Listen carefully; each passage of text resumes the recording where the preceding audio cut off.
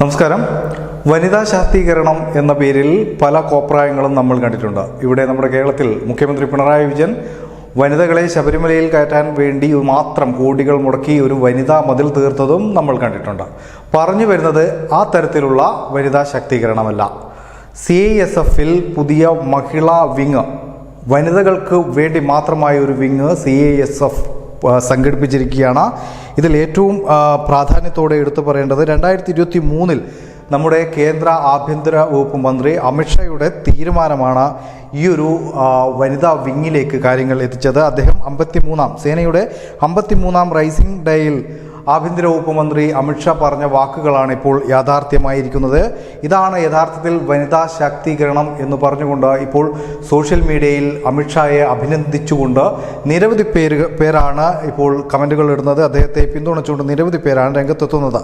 ഈ CISF ബറ്റാലിയനിൽ പ്രധാനപ്പെട്ട അവരുടെ ഒരു സുരക്ഷാ ക്രമീകരണങ്ങൾ ഇങ്ങനെയാണ്, അല്ലെങ്കിൽ അവരുടെ ജോലിയുമായി ബന്ധപ്പെട്ട കാര്യങ്ങൾ ഇങ്ങനെയാണ്. VIP സുരക്ഷ, എയർപോർട്ട് സുരക്ഷ തുടങ്ങി തീവ്രവാദ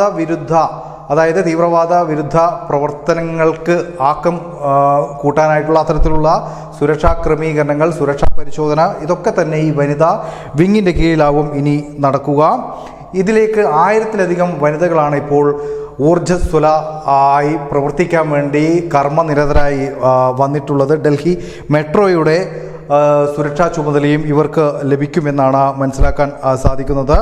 നിലവിൽ CISFന് 12 റിസർവ് ബറ്റാലിയനാണ് ഉള്ളത്. അതിന് അപ്പുറത്തേക്കാണ് അത് കൂടാതെയാണ് ഇപ്പോൾ ഈ ഒരു പുതിയ ബറ്റാലിയൻ CISFലെ സ്ത്രീകൾക്ക് മാത്രമായ ഒരു പുതിയ ബറ്റാലിയൻ ഒരുങ്ങി വരുന്നത്. ഇതാണ് ശരിയായ വനിതാ ശാക്തീകരണം എന്ന് തന്നെയാണ് മനസ്സിലാക്കാൻ സാധിക്കുന്നത്. അതുകൊണ്ട് തന്നെ അമിത്ഷാ, കേന്ദ്ര ആഭ്യന്തര വകുപ്പ് മന്ത്രി അമിത്ഷായ്ക്ക് വളരെയേറെ പിന്തുണയാണ് ഈ പദ്ധതിയുമായി ബന്ധപ്പെട്ട് ലഭിക്കുന്നത്. News desk, news India Malayalam.